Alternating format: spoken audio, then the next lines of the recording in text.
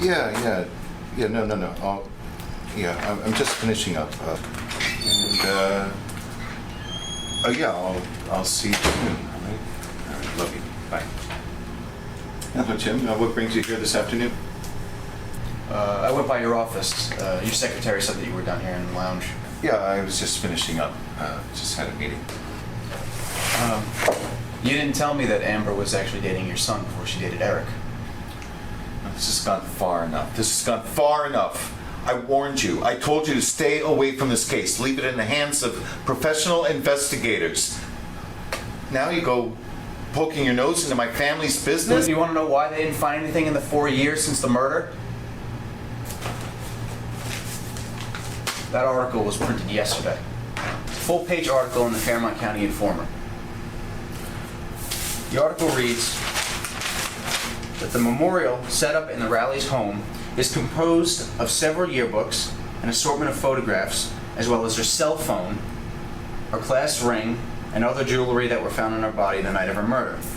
Now, let's see what your brother Sam had to say in his report. Officer Sam Peterson said in his report regarding the items found in Amber's possession. These included a purse containing car keys, several dollars, and identification. Jewelry was found on Amber, including 2 earrings and a necklace. Doesn't say anything about finding a cell phone, yet when the police return with Amber's items to her family, the phone magically appears. How dare you? How dare you? Of all the disrespect I've gotten from students over the years, this tops everything. You barge in here, stick your nose into my family's personal business, now you accuse my brother of lying to the press? Because of what? 2 newspaper articles. Say what you want to say. The evidence is right there. Amber dumping your son to be with Eric, your brother being the first cop to arrive on the scene, you and her having the same cell phone. Here's what I think really happened that night. Eric did go to the video store. But while he was gone, you went to the Dunheimers to meet Amber face to face. As you explained what you were doing there, Amber became uncomfortable and ordered you to leave. Not taking no for an answer, you insisted on staying, and Amber realized that she was in danger. The argument the neighbors heard from the house that night was not between Eric and Amber fighting about her pregnancy, it was between her and you. She was trying to get away from you, you attacked her. During that fight, Amber's purse, a few of her items, and both her cell phone and your cell phone eventually ended up on the kitchen floor. With Amber beaten and bruised, you realized that if you did leave and she came around, she would report you for trespassing, assault, and attempted murder. The only way out was to kill her.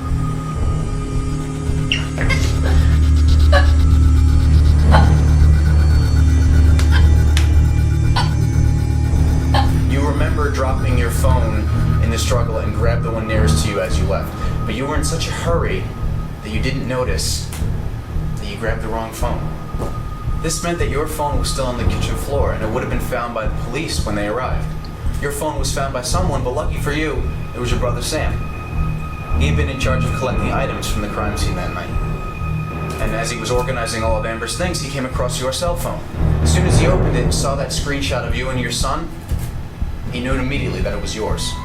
Knowing that this evidence would send you to prison, he hid your phone from the rest of the police. Once it was hidden, he was approached by the reporter from the Fairmont County Informer. He then stated all of the items found with Amber's body with the exception of the cell phone. But you were not out of this mess yet. You still had Amber's cell phone. The Rallies knew that Amber had her phone with her that night. Eric certainly didn't have it. He was at the video store. And if it was not found on him in the house, then that night it would have raised a lot of questions. In order to solve the problem and prevent another investigation, you came up with the perfect plan. Your brother would take Amber's phone and slip it into police storage with the other items. As long as Amber's phone turned up in the end, the Rallies weren't going to question anything. Why would they? It was much easier for everyone to point fingers at a guy like Eric rather than a police officer. Who do you think you are? I try to make you feel welcome here. I try to help. This is the thanks I get. This isn't a TV show. You're accusing me of murder. Murder! That poor girl is dead. This is all a game to you. Interesting you should say that. The Rallies and the police department didn't really seem to think that it was a game when I talked to them about it. You did what? The Rallies and I went to the police department, showed them the contradictions in the articles. After the Rallies insisted that the department check their records. The department found out that there was no record of the cell phone being put into storage on the night of Amber's murder. But the very next day, it was just magically there. Why would your brother keep evidence from the other officers only to enter it in the next day? Do you really think that your brother was going to take the sole blame for all this? It's all over. The department questioned him about it, and he stated your part in the murder. Detective's outside, being if you're questioning. I do still have one question, though. Did you really kill Amber Rowley just because she broke up with your son?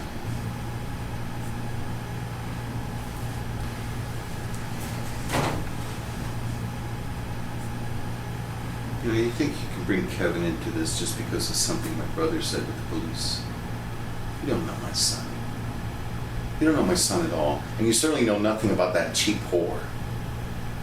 Okay, I'll admit Kevin dated Amber a few years ago. My wife and I just divorced. I just got in custody.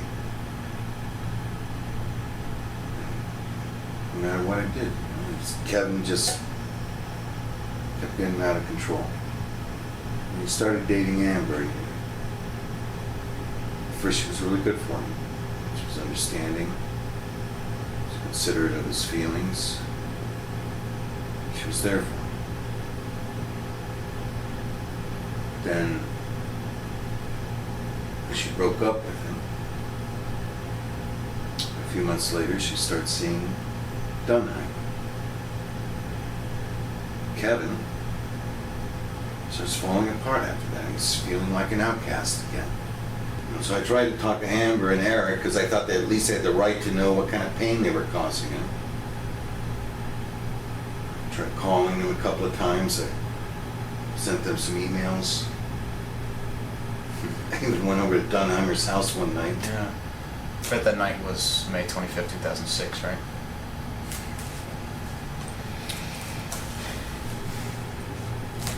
No, this isn't proof of anything. This is a confession or something. Well, I think it's time for the court to decide that. I'll go show the officer in now, shall I?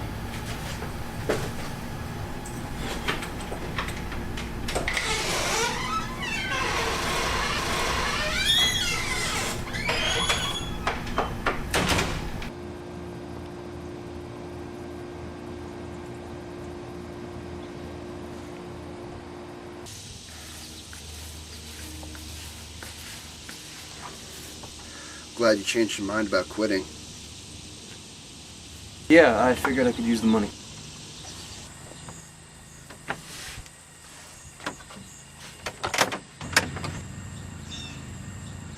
I wanted to apologize about the other day. And I wanted to thank you for everything else. My dad's a prosecutor in San Diego, so I used to hear all the time about injustices in cases like this. I'm just happy that justice was able to be served for once. It's funny how people can make assumptions about you and claim to know what kind of person you are before they've actually met you. At least that's what college was like for me. Everything I went through at the end of my senior year never really went away. And I doubt it will ever go away entirely. You're gonna learn that the things you love in life and the things you hope for can be lost at any given second. And your only hope is to keep going, thinking about the things you want to remember, and try not to look back that much. You're welcome to wait inside until your mom arrives. Thanks. But you know what? I think I'm gonna stay out here. It's a pretty nice day.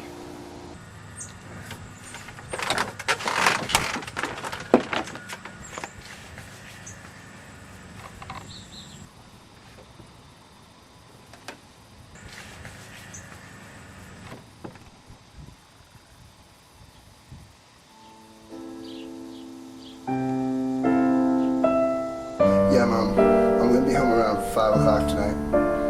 Alright? Okay. Bye. Mom's gonna be at my aunt's house tomorrow, so we can have the place to ourselves for the night. You alright? Yeah, I'm fine. I really need to talk to you about something, though. It's kind of important. But not now. Can we talk about it at your place in private tomorrow?